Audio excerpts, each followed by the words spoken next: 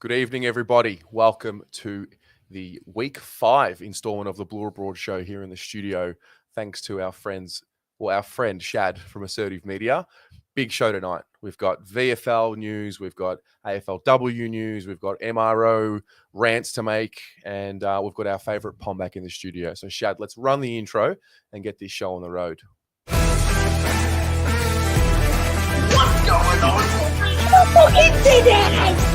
Martin's been very impressive every single time. They call the Carlton supporters and they thank you for the love. Kade Simpson playing his last game. And there's a magic ball. The ball inside 50. Control! He strikes it beautifully. He's got it.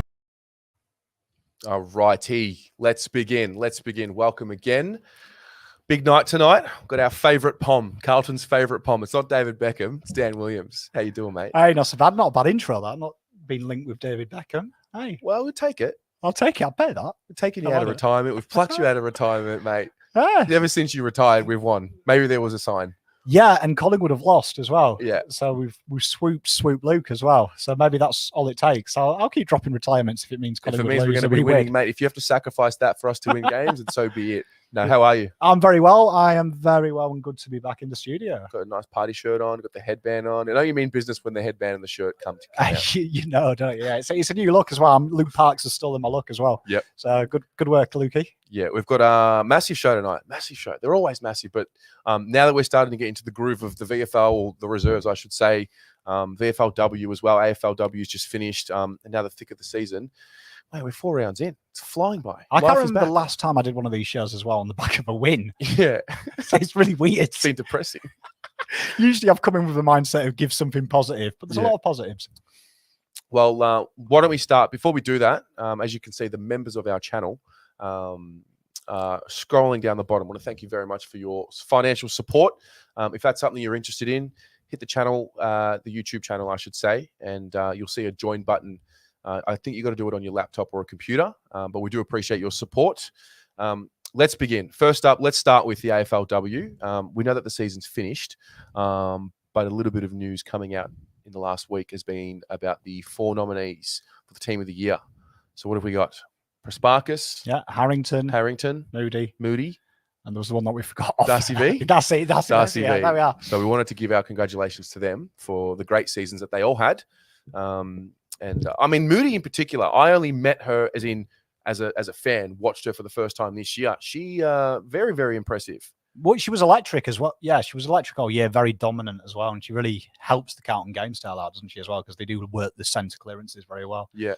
So it's good to see Ruck, women and men. They are the forgotten ones in AFL side, so it's good to see them get the kudos. Yeah. Have you got your eye on anyone that's potentially coming to the club, or is it too early for that with the women? I haven't actually put in as much research. I'll start formulating that. I've got some few people that I've looked at, but yeah, I mean, at the moment, there's going to be a few list bases to fill, isn't there, with the retirees? Yeah. A lot going on at the football See what club. happens there. We'll see what happens there.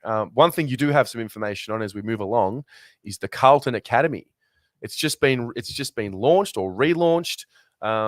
This is right down your alleyway. You love doing the draft previews before we look at the year ahead, and usually it's October, November. What is this Carlton Academy about? Yeah, well, as I started doing the research, well early as well, purely just based on the Collingwood game. So yeah, and we've got Torrin Baker, who comes from the Western Jets. So we've seen a lot of him in the AFL drafts. He's been there 6 years. So a very accomplished developer. He was at Hawthorn as well in 2018 as their development coach as well. So he's got a huge pedigree. Basically, it's just kind of the rebranded NGA really, though. They've got access to Northern Knights. Yeah. And Down my way, the Northern Knights, mate. The Northern Suburb boys. And obviously the father and son academy that we have. We've got a few famous father, sons and daughters coming through the ranks. We've got the Hogs there and all sorts. A lot going on there. Yeah. A lot going on for Carlton. And very exciting. And we've got one actually who we've picked up that I wanted to talk about. We've got a guy called Dominic Akui. Okay. So 196, old Trinity boy. And he's very exciting for the Carlton fans to watch. He's been training. If you watch the videos, he was number 43. Yep. Big, tall Sudanese fella. So he's a supreme athlete. 295 in 20-meter sprints, one of the fastest tested this year. and one of the highest vertical leaps recorded this year as well. Right. Keith back, ruckman, and he also plays on the wing. So what would the process be of him coming to the club if we were going to get him?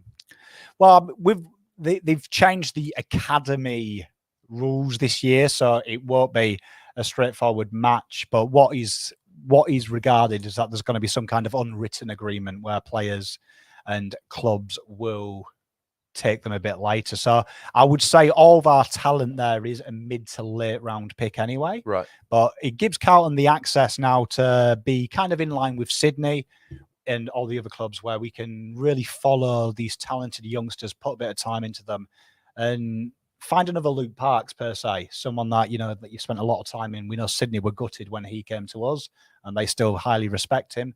So it gives us that access there in the terms of we can just see him a little bit closer. Speaking of Luke Parks, I genuinely have a bruise on my chest from beating it, G'ing up to Luke Parks' hit.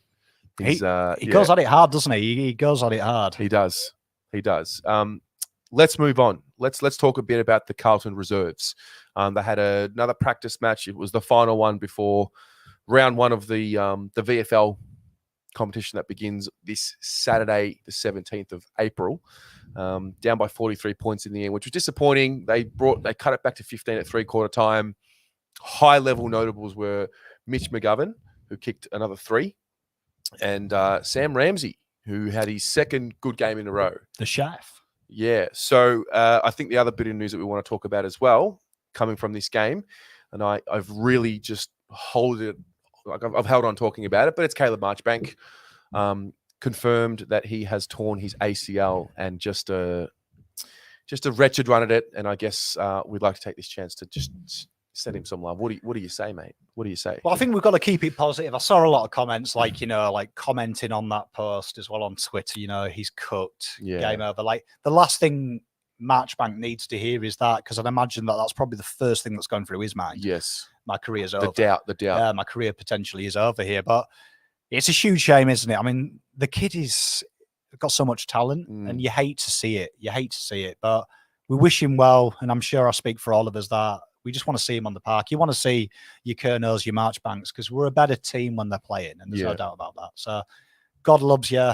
He's got a long contract as well, 3 years, won it the other year. So plenty of time to turn that round. So let's just put it in the hands of Russell and the gods. Yeah, it's crazy. It's crazy. It was very innocuous, and I mean, I was watching from Twitter, and initially when I read the reports of how it happened, I think Sean from the Ian Prendercast tweeted about it, about how it happened, how he just went off the mark for a kick and no one was around him. It sort of read like it was an Achilles, but the fact that he's done his ACL, just trying to push off the ground for a kick.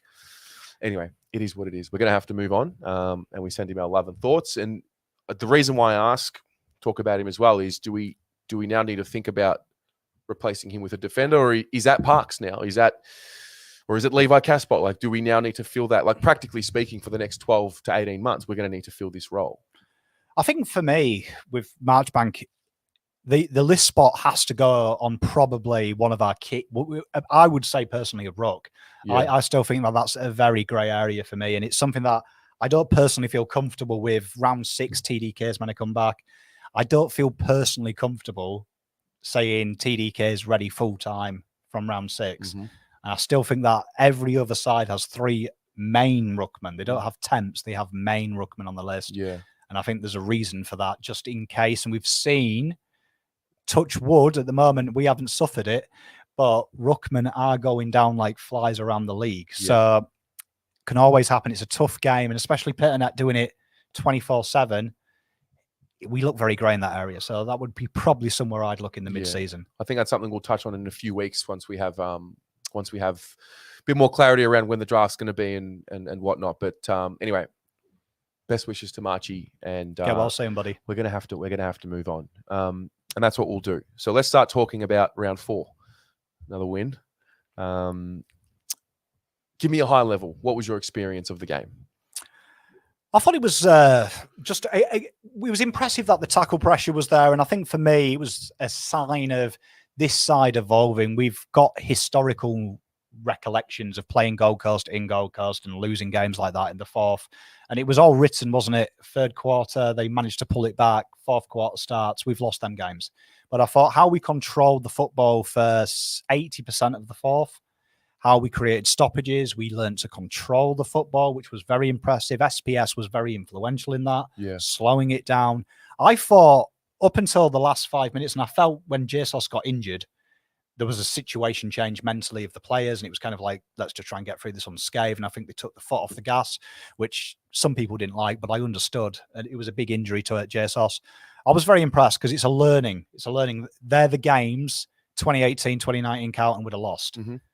It had a lot of similarities to the 2019 game, didn't it? Yeah, and 2021 Carlton, it was the older players that stood up, the ones that we always say, Marchbank, Murphy, sad, new boy, but he's an experienced player. They stepped up, got us over the line, and that is a promising sign because we're going to have them scrappy games. Yeah, I mean, look, we spoke about it pre-season. A lot of us here in the studio and you at home, we asked for 12 to 13 wins. That was generally what the comments had on that live show.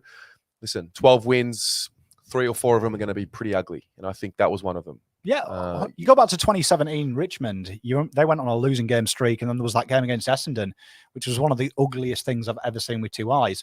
But it taught them they'd been in a few tight ones that had got away. It was kind of the coming of age for Richmond in the terms of, you know what, we've done it. Yeah, we can do it ugly. We can control it. And that was something they suffered with. I was impressed with the control in the fourth. There was tempo control, and that's very important in them games. Yeah. You guys at home, share in the comments 3 words. If you can do it in less, great. 3 words that sum up the game against the Gold Coast Suns. As we talk about one of the next themes, I mean, we spoke about our leaders the week before, and our senior players in general. And I think you just mentioned it just then. How did you feel like the senior brigade went? Not just the 2 captains, but the leadership group as a whole. I felt for the first time in a while, I felt like there was actually leadership throughout lines. Yeah. I felt like there was a real intent from a variety of people. I think like Cripps, his move in the second where he stopped attending the centre bounces, and you saw him usher Ed and Walsh there, knowing that to bring out Greenwood from stoppage. Knowing Greenwood would stay with him. They felt like, even though Cripper didn't have his greatest game, I actually think that was his greatest captaincy game, because he impacted the game not on the disposals, but he laid the pressure, the tackles all around the ground. If you look at his heat map, it's crazy. He's got possessions all around the ground, which I don't remember Cripper ever doing. Yeah. And he was really active, and that's what we want from our leaders. So was Doc. Doc went to 80-odd%. He was, again, hitting targets and being willing to push up the ground and be there. And I felt like that's a huge coming of age for us, because that's what we say in it. We're the leaders. Where are the leaders? They were out there in the fourth quarter, particularly. Absolutely. Yeah. Bang on. Bang on. Yeah. I think the point about Cripps,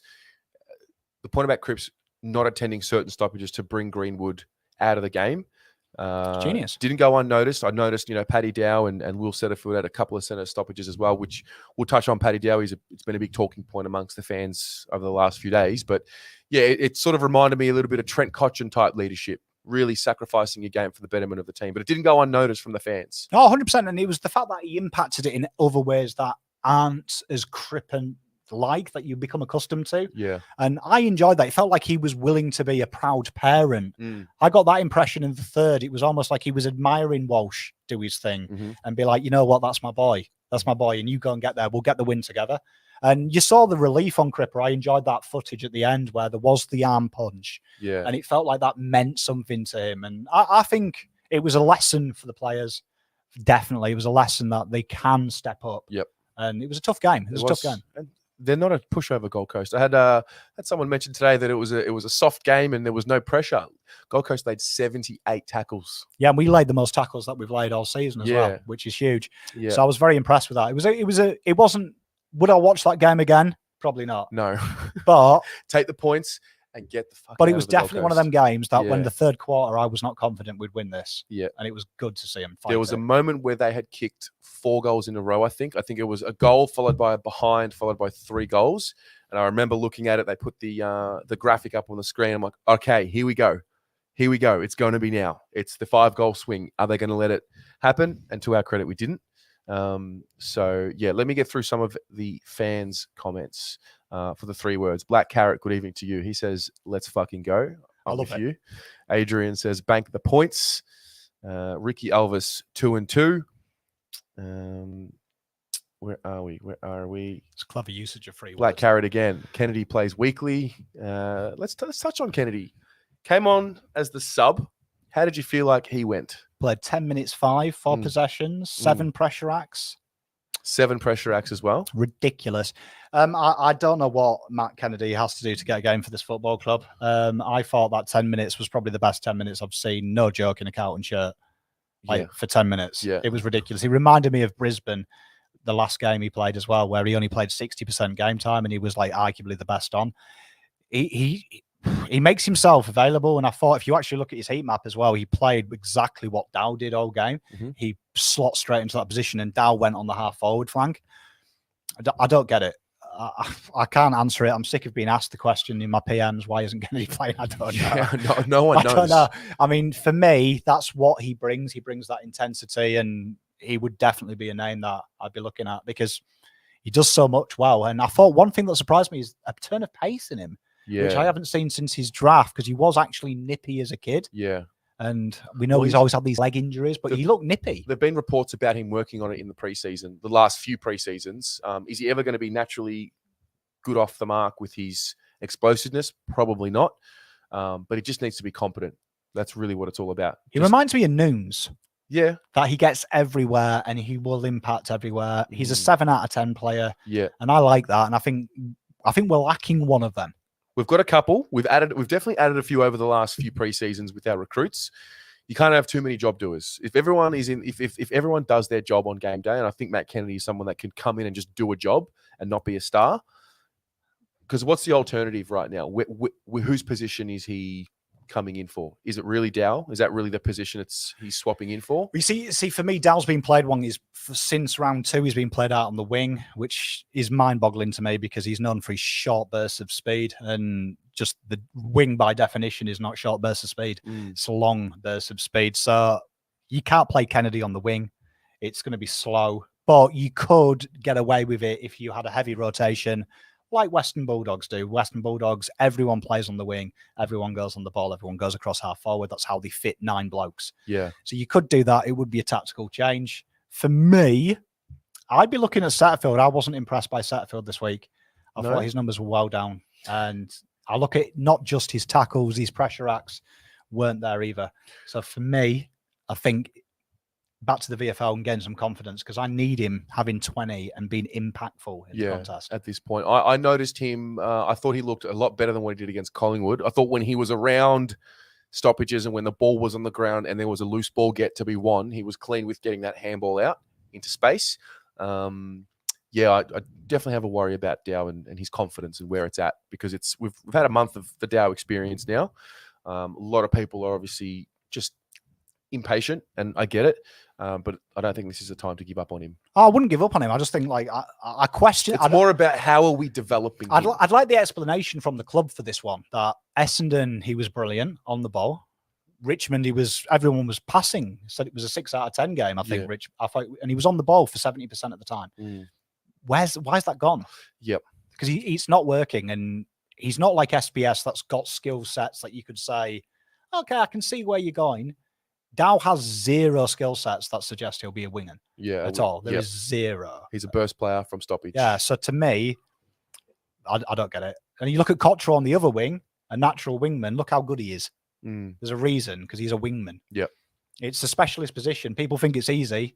Got to have a bit of skill. I mean, for me, I'd put Tom Williamson on the wing because I think defensively he's not great. Yeah. He's taking the game on, and that's what's the problem. Put him on the wing so he can take the game on. If he turns it over halfway line, who cares? It's not a bad point. Let's go through our votes. So I'm going to ask you first, and then I'm going to ask you in the audience to put your 1, your 2, and your 3 votes in the comments, and I'll read as many of them out as possible. Pom, go for it, mate. 1 vote, Liam Jones. I was very impressed with Liam Jones. He's best intercept mark in the com. You know, you talk about Darcy Moore, mug. It's all about Jones. Number 2. I called Darcy Moore God the other week. Already regret it. It's not a real degree. He's got a degree in foreign politics. That's a pub quiz. Yeah. Number 2 is the legend that is Sam Walsh. Just gets better and better. Best midfielder in the comp. Fact. Yeah. Brownlow Walsh. Brownlow Walsh. You called it. I love it. And number 3, Ed Kerno. What a game. Ed Kerno back on the ball, just taking hearts. I love it. Yeah. It's interesting with Ed. I think after the Collingwood game, it was the first time the conversation had come up about it's time to move on, bring Stocker. When's the evolution of the club? We're 0-2, this and that. Ever since then, he's been fantastic. And I mentioned it in my review. Like if we had 22 guys with the attitude of Ed Kerno, we'd have a flag already. It's amazing as well when you put Ed Kerno on the ball instead of the wing. What happens? But this is actually a good discussion point. It'd be hard to be a coach. What's the balance of Ed Kerno now versus Will Setterfield for the future? Like, how do you balance that? I mentioned it in my review about Mark Murphy. For me and Eddie Betts and Ed Kerno, I'd look at these guys have to get their averages every week. Gotcha. So over 30s for me have to do their job. And 2 games and they don't, it might be worth getting someone who can do it for them. But when Ed Kerno does that, it's Liam Stocker's job now to knock that guy out and to create a case of what he's doing in the VFL, killing the VFL. Yeah. To do it so much that when Ed does have a 20-touch 4-clearance game, that you're like, well, let's bring Stocker in. Yep. But that's what it has to be. It has to be like that. For me, they've got to be guaranteed better than average. Yeah. So that's why I would say all the over 30s keep their place. It's an interesting one because, look, Murph and Betts, they're not going to have as impactful game consistently as what they used to back in their peak, in their prime. And I feel like they're at that point in their career where it's one below par game away from, 100%. The fans just saying, get out. For me, just tough. For me, it's the soccer mentality of an over 30. Yeah. You know they're going to give you 6 out of 10 at worst. Yeah. A young player probably will give you 6 out of 10 on a good day. Yeah. It's running that risk. Once it gets to 5-4. Yeah. It's such a tough balance. It's hard. It's it's easy for us fans to say, bring him in and bring him out. But to actually make that decision is, I don't envy the coaching panel. Oh, it's a tough gig. Yeah. It's a tough gig. Let's go through some of the votes. We've got Lewis, YTV. He's gone Jones for 3, Kerno for 2, Walsh for 1. I like that. Haley Allen, 3 to Kerno, 2 to Wiedering, 1 to Jones. Shout out to Wieders. I thought he was good. Yeah, it was good, yeah. Matt Gia, Ed, Jonesy, and Walshy, the 3, the 2, and the 1. Yeah. Sam DeCola, new member of the channel, 1 to Jones, 2 to Murphy, 3 to Kerno. Love seeing Mark Murphy's name in there. Yeah. That's for the shout That'll out. get a shout out. That'll get a shout out. Just mentioned his name. Greg, good evening to you, Greg. 3 to Liam Jones, 2 to Walsh, 1 to Cottrell. Robbie Cockerell, I saw you in some footage on Instagram in the Cheer Squad. He was absolutely can we talk about that? The crowd on Saturday night, next level. Yeah, big shout out to Riley Starr.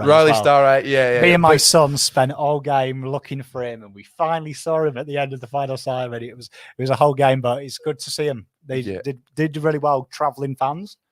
Sounded like a home game, didn't it? And that's the best as a soccer man. Mm-hmm. If you go into someone's backyard and you make more noise, you know you've done a job. Yeah, I agree. No, it was, as I said, it was in the second quarter when I really noticed it. There were a few poor umpiring decisions, which I don't want to talk too much about the umpiring because we've got something coming up in relation to AFL adjudication. But the booing, oh, mate, when you piss Carlton fans off as a collective, it's something else. Yeah, I mean, it's not much to write home about when you're louder than Gold Coast, though, because there's only 2 people who support them. But not including all their parents. Yeah, do you know what I mean? If you take away siblings. But I will say I was very impressed that it was loud. Like, it's a nice thing to have an away game and us be the dominant force. And it's where I expect, no more than I expect of our cheer squad, because I sat with them in the Collingwood game. They're mental, honestly. I will say they're the biggest liars in the world, though, because I sat with the cheer squad. Yeah. Nicest people you've ever met. Go to a game with them. Tell you what, it changes your life. Mate, but that's all of us. We're different. And I love it. We're different humans. Yeah. When Cripps missed the shot on goal in the first quarter, I think we hadn't kicked a goal yet. Oh my God. I was going to say, I learned some new words as well from Shannon Gore and the girls behind me. I didn't know some of them phrases. So. Yeah. Love it. my votes went as follows. I gave the older brigade some love. I gave 1 to Cripps. I loved his game with his tackling, and as we mentioned before, his selfless Still want to lick his stoppage work. face. Yeah. Doc, I gave him a 2. I thought I think he was back last week, but now he's really starting to add the intercept marking and marking the ball at its highest point, which is, it really takes a lot of courage for a guy that's done 2 knees the way he has. I'm just happy for him and stoked for him. And gave Ed Kerner the 3. Those are my 1 and 2 and 3. We need to give a notable player each. So those of you at home who put your votes in, now I want to turn the focus to an unsung hero or a notable player that didn't make your votes but deserves a mention. Why don't you kick us off? Because I think we know who I'm going to give it to. Yeah, I was going to say it's no brainer yours. I'm gonna follow the trend of being a complete turncoat, and I'm going to give SPS the love. Oh, wow. Because I am frothing SPS down halfback. Can't believe I've said that on air. No, Wow. genuinely, I am starting to see A couple of wins and you changed. Yes, because I'm such a hypocrite. Stand by your man. No, SPS, I'm really enjoying it. It's great to see. I still don't think he's a halfback flanker at all. Still don't rate it. But I'm loving his playing with a smile on his face, and I'm loving the fact that he seems to be enjoying it. And what I enjoyed was he reminded me, and I hate to say this because people are going to be like, oh my God, Pom's had a win and he's lost his mind. Reminded me of Shannon Hearn. Okay, how so? Way he controlled the game in the 4th. When the ball came to him, there was right, boys, come on, let's calm it. Little chip kick there, hitting targets. And you watch Hearn 4th quarter, that's what Hearn's all about. He's like, let's slow this down, hit targets, take the game off. Yeah. And I was really impressed with just that kicking we hear about. It came out, and I was loving his game. No, it's an interesting point for sure. I think there's been some conversations on Twitter, which I've taken note of today, about how Sard being in the back mix allows guys like Doherty and Sam Petrevski-Seton to play better. This is something we talked about in the preseason, and we were hoping that, I think with Samo, I mean, for me, as long as I'm seeing work rate when ball is in hand, to sprint after he's disposed of it and get the ball back, because I would love for Sam Petrevski-Seton to have the ball somewhere between 22 and 25 times a game because of how well he uses it. I know that the short dinky kicks, not everyone enjoys them, but I see him moving up the ground a lot more than what I did last year. So I think there's been a bit of a change up there. Even Sam Doherty, I see him up the ground a bit more than what I did. I noticed Lockie Plowman taking quite a few of the kick-ins. Now, was that because of what they're doing with Samo and Doc and moving them up the ground? I'm not sure, but I noticed it on Saturday night a lot more than what I ever had before. It was a dream to have Carlton's backline in your fantasy team. Oh, yeah, the +6, the mark kick. Because they were taking the piss with stat padding in the 4th. And that is something, I know I was reading a forum and someone going, get rid of these dinky kicks.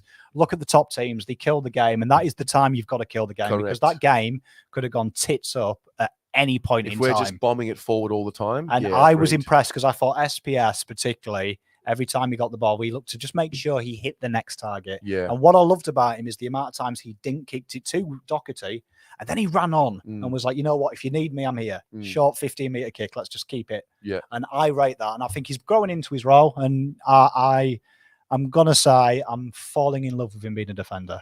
Okay. Not there yet. Paul Sebastiani talked about him modeling his game on like a Jake Lloyd. I'm all about that. If it's death by 1,000 cuts, then so be it. Yeah, I understand the notion of kick the ball long, but Doherty does that. Sard does that. I think even Liam Jones does that pretty well. Wiedering does that pretty well. Parksy, thanks, Shad. Parksy does that pretty well. Don't bring his name. I'm going to pump my chest again. But look, it was 2 in a row for Samo, and hopefully it's just. I like it. No, it's building. It's building. Yeah, for sure. Give me your notable. I'm shocked. Don't worry about my notable for a minute. Let's talk about what the people think. Let's go to the people. Your notable player at home for you guys watching. Jack Perks, SPS. We've got Cottrell from Malcolm. Heath Buck, good evening to you, mate. Cotters for him as well. Thomas Bocelli, notable Weeders, Murphy and Betts. There's a few, though, this week. Love it. There is a few. Adonis Destunis, SPS, Parks and Fogg. SPS deserves a mention from Steve. Matt Gia says Fogarty's 8 tackles helped us. By the way, it's Fogarty. Although I'm still saying Fogarty, but he confirmed it's Fogarty, the Fog dog. Plowman, unsung hero from Tommy's Butcher Shop. Tough and played through injury. Clever player upfield. Let's talk about that. A lot of grit and determination from the group. Some players got injured. People up on the Gold Coast were sending through messages all week and photos and videos of Sardi training, and he had the knee heavily strapped. So, he was clearly bothered by it. You could see he hurt. Yeah, he was hurting. Clearly bothered by it, but the fact that he was desperate to stay out there is important, I think. Plowman, that looked nasty, whatever that knee-on-knee was, and then obviously Gibbo with his head knock. But they all came back on. Even Jack Silvani tried to play it out as well. So there's a bit of, we spoke about the body language of Plowman in particular against Collingwood. We didn't like the fact that he was smiling and it didn't look good. Well, I think the same criticism that he copped that week needs to be turned into praise this week, because he really grit the teeth. I can't fault, like I said it last week as well on the fan cams. For me, Plowman, when the midfield pressure's on, he's one of the best in the comp at what he does, which is just lock down players. Yeah. And he did it this week. Sexton's a tricky customer. Yeah. Loves playing us. And averages nearly 2 goals against us. Always plays well. He was mugged off by Plowman. And it took a Plowman knee knock for him to get on the score sheet. So I love Plowman. I thought, I've seen an attitude change in Plowman, though. He's doing what he does well, and that seems to be just thriving in his job. And he's an awkward customer to play against. Yeah. Hats off to me. The back six of Carlton is the best back six in AFL. What a surprise you say that.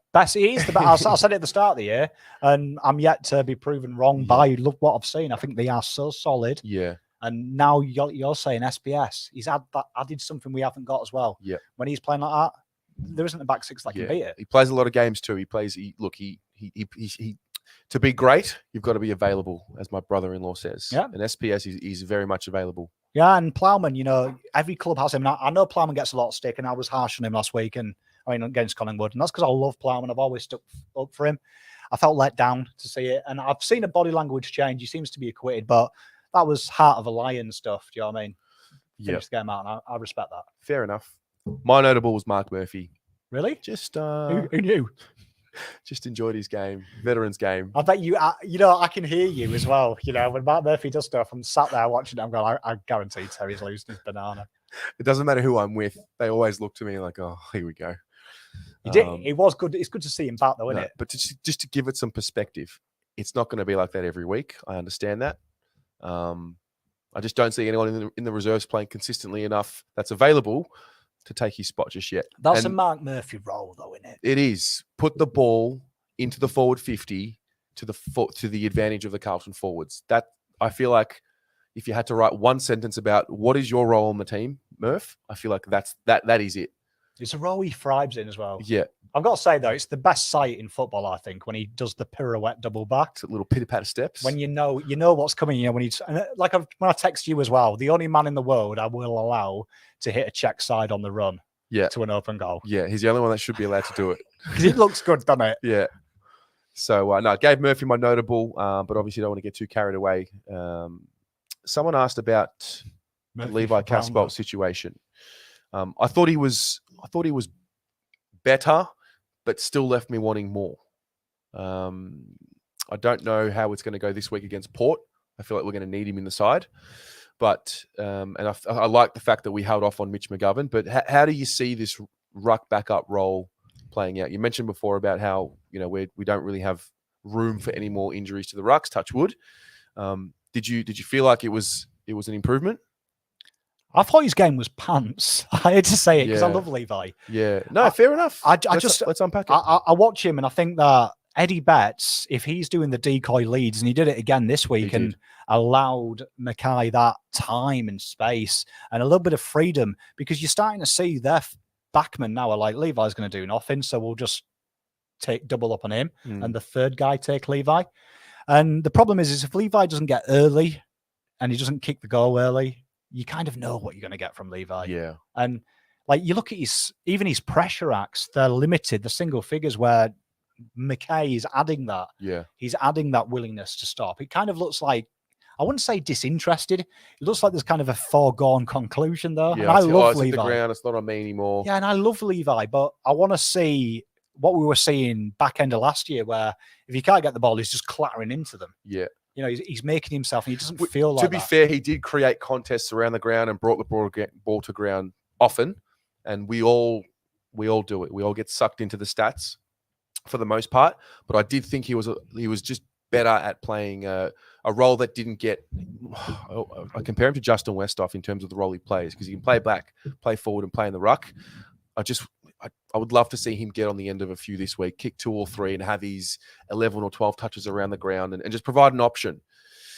I don't know. I don't think I'm completely given up on his role in the team, but I think it's something we need to replace pretty soon on a high level, not just, this week, but end of this year. Yeah, I mean, I don't think he's doing enough as a forward to warrant being in the team as a backup ruck. Where to me, I look at that and I think Mitch McGovern's leading. He's kicking goals for banter in the VFL. He looks fit.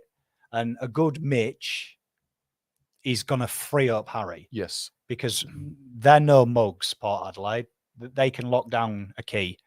We need another forward that's going to give them a little bit of a concern. They've got no Tom Clory, so the back line is slightly weakened. You need 2 forwards going off. And at the moment, Levi is very easy to defend, which makes Harry exceptionally easy to defend. And he's having to work overtime for them goals. Yeah, it doesn't help when he's one of the most poorly officiated forwards in the game, Harry Mackay. For whatever reason, he doesn't have the... He doesn't play up to him, though. He doesn't, which I love, but he doesn't have the superstar rule applied to him yet. Maybe he hasn't earned that with the umpires, but he doesn't, I guess against Freo, he got a few of the free kicks, so maybe it all evens itself out. But he does get held off the ball quite a lot. Again, like you said, I hope he doesn't play into it and let it affect him. But he definitely is harshly treated. He needs to go to the Jack Rewalt school because I love that. I like to see a man milk a free kick. So coming from England, I'm questioning. We don't like that here in the AFL. Oh, mate. I'm all about it. We don't like that. If it's there, let them know it's there and start putting it in your head. Because why do you think Jack Rewalt gets frees? Because he's telling the umpire about it all the time. He's saying he said something nasty about me. There is an art to the umpires. The way you speak to them and you prepare them for what's about to happen. There's an art to it. And where I think Harry just needs to let that know, because I think he's too nice. Like he kind of more is angry at himself than angry at the situation. Yeah. But I love him. I love Harry. I mean, he works so incredibly hard. Yeah. A lot harder than any other key forward, I think. No, fair enough. But he's going to be okay. I think he's the fact that he made a minimum standard and kicked his 2 goals. That's really all we can ask for, right? It was a tough day for him, and he works so hard for them 2 goals. Like you rate that. Yeah. You rate that. You see he's working. Yeah. And that's all you can ask for. 100%. One more piece of a theme before we move on from this game and we move on to Port Adelaide. Now, Pom, I've got some questions for you. Okay. The AFL made it very clear. If you choose to bump as opposed to tackle in a contest and you hit the head and that player subsequently goes off the ground, has a concussion test, you miss at least a week. Can somebody in the audience please explain to me why? Who hit Gibbons again? Who was it? Oh, God, it was Weller, wasn't it? Anyway. Was it Weller? Why was he not cited? I don't understand why he was not cited. Now, this is I hate conspiracy theories. I'm not a fan of the AFL's out to get us. Those of you in the audience who love a conspiracy theory, well, you're in for a treat tonight because it's time to put the tinfoil hats on. What the fuck was that? How is that not a report, a cited offence? What's going on? I think everyone's missing the sub clause. It was Harbrow, by the way. Harbrow, it was Harbrow. I think everyone's missing the sub clause in the AFL ruling that only applies if you don't wear a navy blue shirt. I couldn't believe it. He hit him clean in the head. I mean, you look at that footage, and I think you could argue there was more intent from Zach Williams than there is Harbrow. I think you could argue that, fair. He's eyeing him up, but fair. By their own rules, there is a bump on the head that has made you, and he's left the ground and not played pretty much most of the game. But at least put it in the category to be reviewed. Was it even reviewed? No, he's got off scot-free, and Harbrow, I don't think he's even got fined. He's not even mentioned in dispatches. I couldn't believe it. It's proper robbery, but I mean, the only way that we can do this is just, I always say the best way to deal with these conspiracies is we just hold our heads up high and we beat the next mugs they players. No, we just fuck keep doing that. that. And eventually they can't listen to us. They can't ignore us, you know, when we're lifting the flag. Like, you can stop it, but Is it because it's AFL's little child, the Gold Coast Suns, their little bunny? I reckon it's more that Gillian had trials, didn't he, with Carlton, and we got rid of him. And like most prep school boys, he just can't deal with the fact that his daddy's money couldn't get him a spot on the list. So he's affecting us that way. But unlucky, Gil. Anyway, conspiracy theorists, you've had your moment.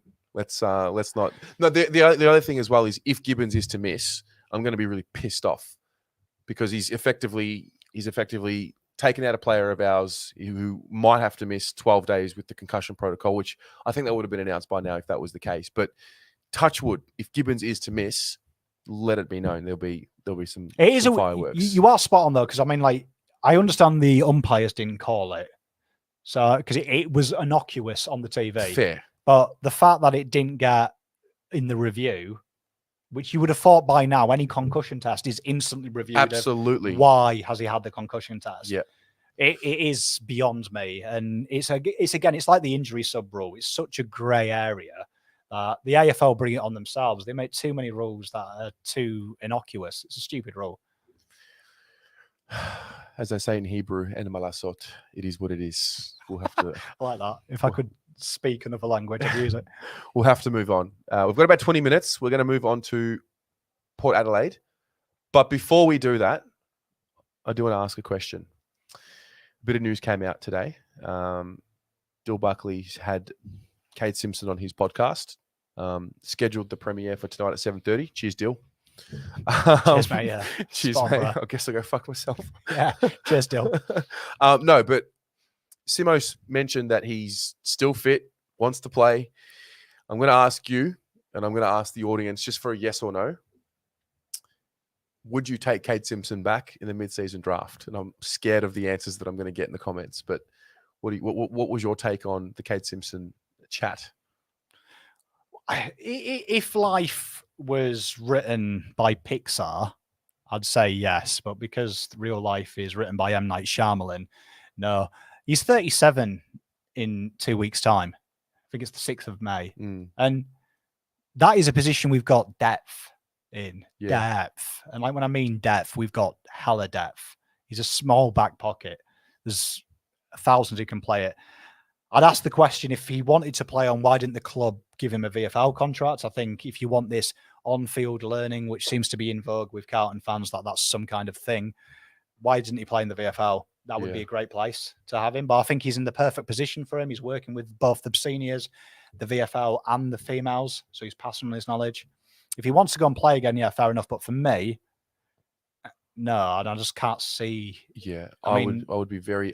like, I've seen the 350 games. Yeah, it's great. He's got 300 games, though. That's phenomenal. Yeah. Like, I saw one comment earlier. We've got the sub rule. Why can't we bring him on and help his win percentage out? This is real life. This is a professional business. This isn't soap opera. It's not WWE. It's life. Yeah. He's had his time. We love him. I think it would ruin his legacy coming back. Yeah. I think he went at the great time. There's a great quote. I can't remember who said it, but they talk about, it might have been Phil Jackson. Anyway, they talk about you'd rather retire with a little bit left in the tank as opposed to retire with, you're running on empty and you're a complete shell of your former self. I'd hate to see Simo back and just looking at him disappointed. But having said that, if you do leave and retire with a bit left in the tank, that means you still believe you can play, which I have no doubt he can still play the game.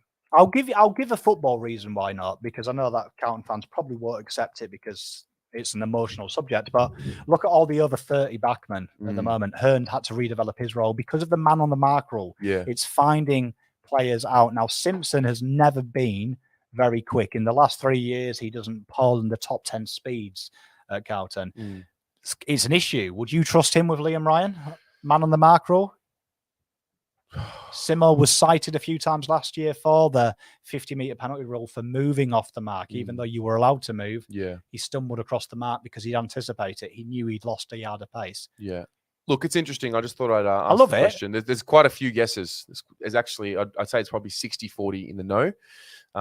Heath Buck mentioned here, it probably shows that we pushed him out a little bit, which I think we did. In a way is, for me, I see that. I agree with it. And I think it's a good thing. I think it's a bold call. It's a bold call. Yeah. And Nick Austin obviously said, hey, we're going to get Adam Saad, who is effectively Kade Simpson minus, 7-8 years with, a dash of pace. He's getting the ball. Remember the Heat 20 to match 25 times. Identical to Kade Simpson. Identical. He's getting the ball 20 to 25 times, Sardi, and he's basically doing what Simpson was doing, let's say 2017 and before. So you've got to think of it as a business. Year 6 in the rebuild, 37-year-old man coming in as a stopgap. Yeah. If you're doing stopgaps 6 years into rebuilding something, maybe it's time that you admit the rebuild failed. Yeah. Like, we've got so much depth in that position. Yeah. If that mid-season pick isn't used on a ruckman or tall timber, we've got huge issues. Huge issues. All right.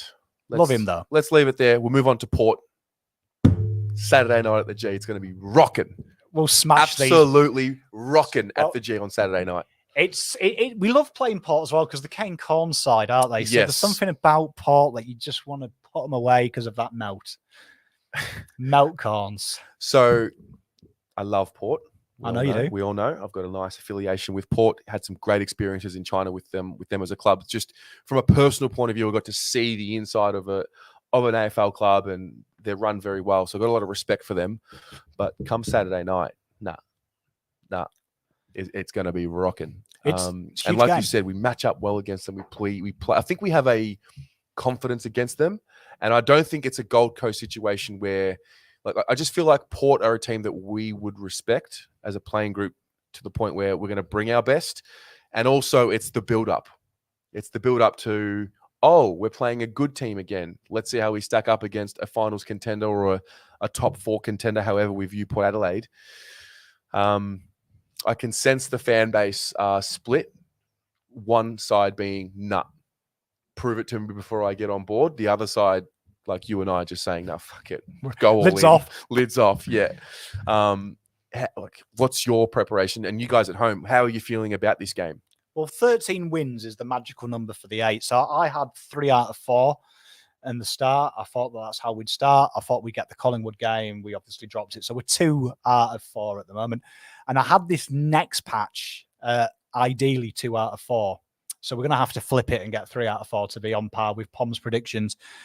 This is as tough as it gets, this next 4.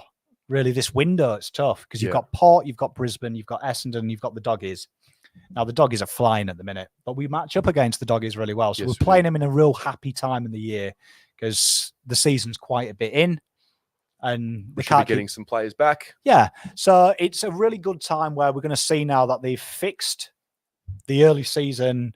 We don't want to tackle anymore. We're bringing that intensity.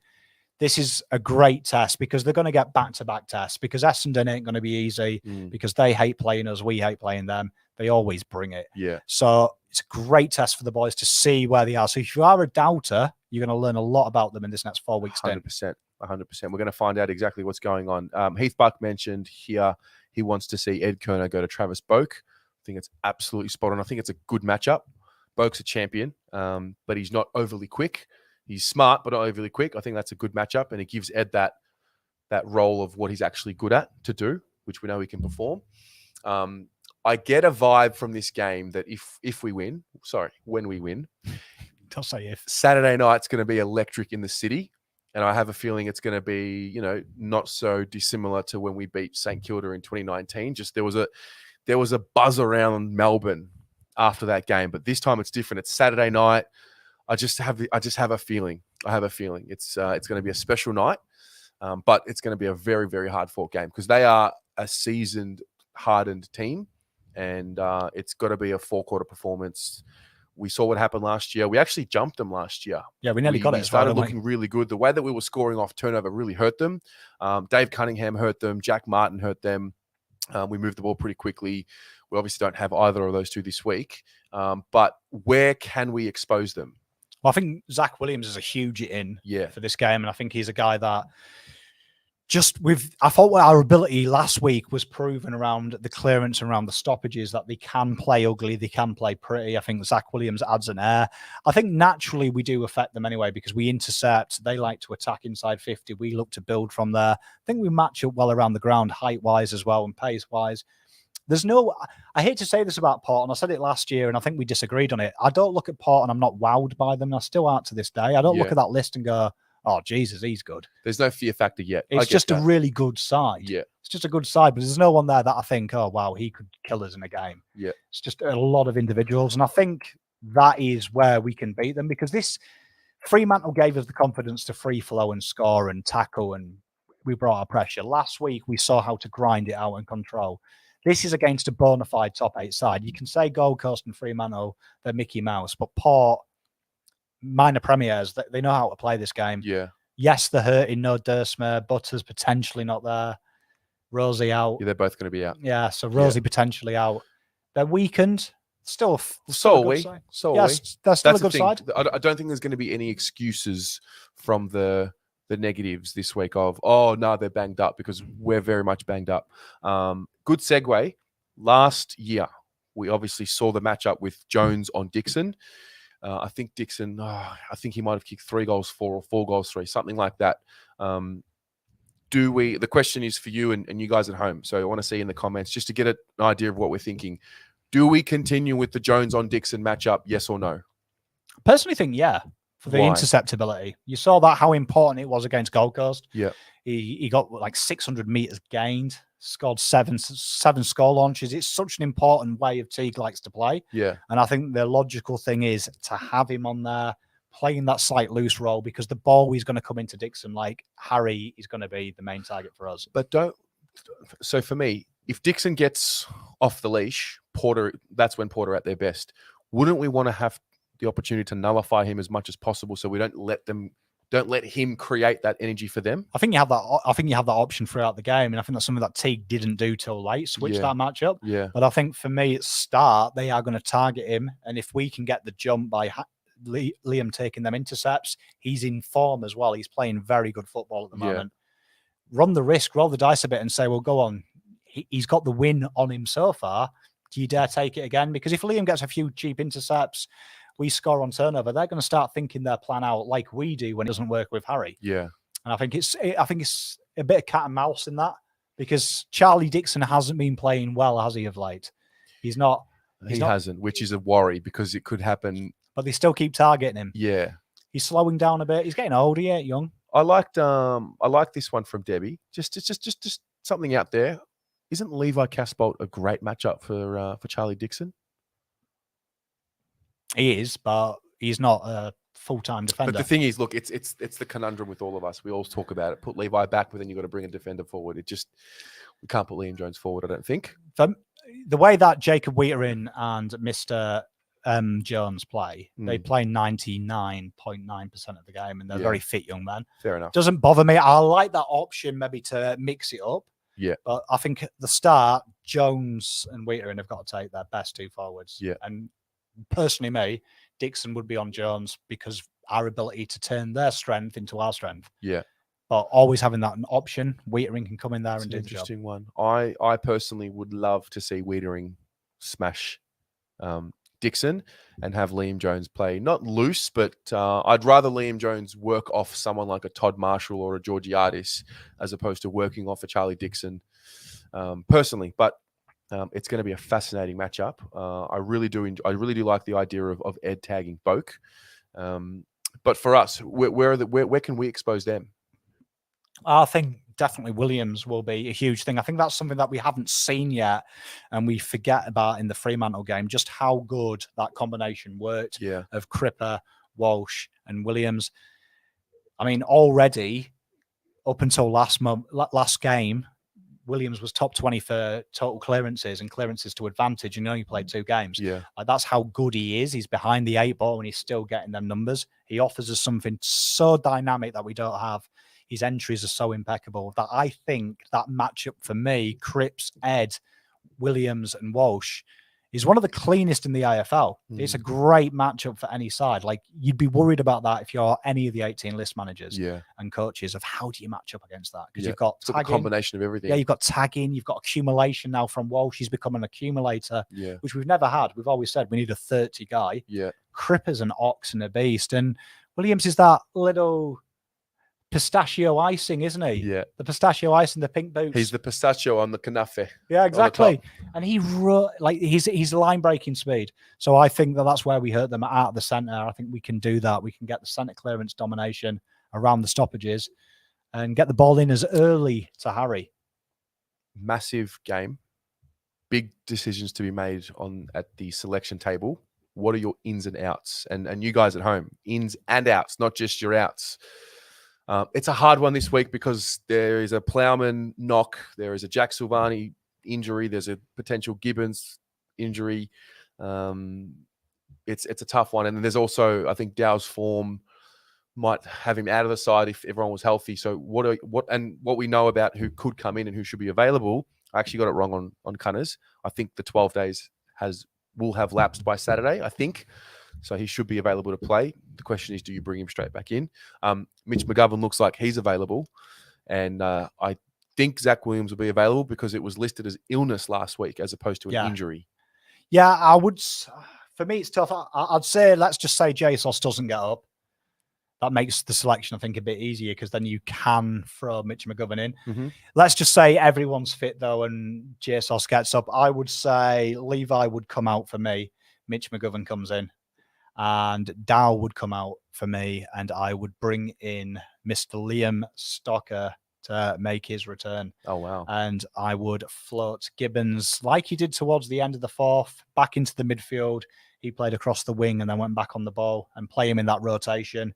Gives me that rotation. And I don't really do much damage to my system. Okay. Fair enough.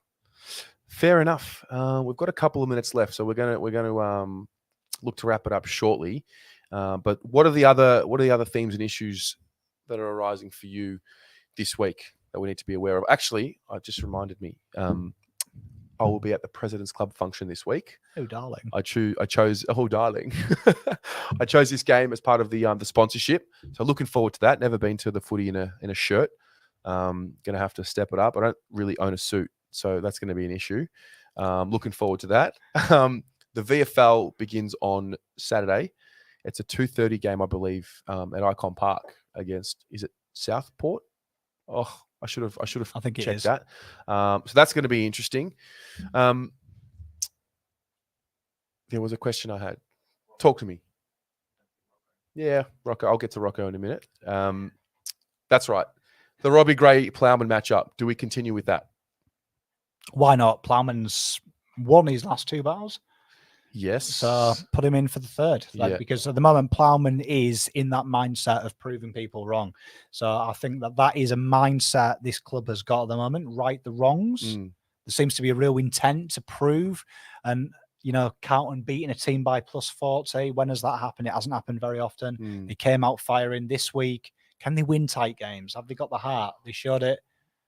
Plowman and Jones, chances to right wrongs from last year. What does a win on Saturday night mean? Oh, it's huge. It's 3-2. Is it validation of what we're doing this year? Makes the ledger positive. Yep. It's another team that beat us last year that now are in the winners column. Yep. And I think it's a belief that, suddenly Brisbane don't look so fearful anymore. You've got a big 8 side. And I think that psychologically is the next thing for this club. Yeah. They're winning the games they should do now. Yep. Playing okay football. Can you roll an 8 side? Yeah. Can you roll an 8 side? Because we're owed an 8 side. Mate, we lost to Collingwood. I'm so excited if we win this week. Oh my God. There's nothing that says to me they can't. They've improved every week since the Collingwood debacle, which says to me it's a team that is trying. And they've got a lot of talent, and I thought they got away with a lot against Gold Coast through natural ability. Yeah. And it's starting to come out. Yeah. So Port, they're going to let you play football. That's what Port do. They don't make it ugly. Yeah. It's great for us because these boys are going to have a bit more time. Cannot wait. Give you a bit of an update on what's happening on the Blue Abroad channel this week. So tomorrow morning, 10 a.m. on the podcast network, on Spotify, iTunes, or wherever you listen. It's the Almost Blues Brothers podcast. So 10 a.m. that comes out. tomorrow night, we've got the Jumper Punch returning. Rocco is taking over the Jumper Punch, and he's got something lined up for us. That's going to be at 8 p.m. Wednesday night, I'm pretty sure it's going to be 8 p.m. The Blues Footy Boys are on here on the YouTube channel. And then we've got Thursday, the Next Gen young fellas from Back to the Bench TV on at 8 p.m. And then Saturday morning, Mr. John Allen, he's going to have his tech issues sorted this week. We're going to have a Saturday morning show every week now, hosted by the great John Allen, who has done some great work in the past with the WA Blues and organising everything there. We're very grateful to have him as a part of the channel. He's going to be hosting a show there, and he'll get some special guests on, and so you're all welcome to join into that. It's good because Saturday morning radio is now, what is it? Just, I don't know what it is. I don't know what's happened to it. It's just racing. So it's good to have a Carlton dedicated Saturday morning talkback show. So that's that. Also, at 9:15, the next episode of Carlton People is airing, and I speak to Waldy, who I've been trying to get on for an episode for the better part of the year. So tune into that. And I'm going to leave you guys with a promo for the Jumper Punch tomorrow night. So enjoy your night and go the Mighty Blues. Go Blues. All night and everything he sees is just blue. Like him, inside and outside. Blue his house with the blue little window and a blue Corvette. And everything is blue for him and himself and everybody around. 'Cause he ain't got nobody to listen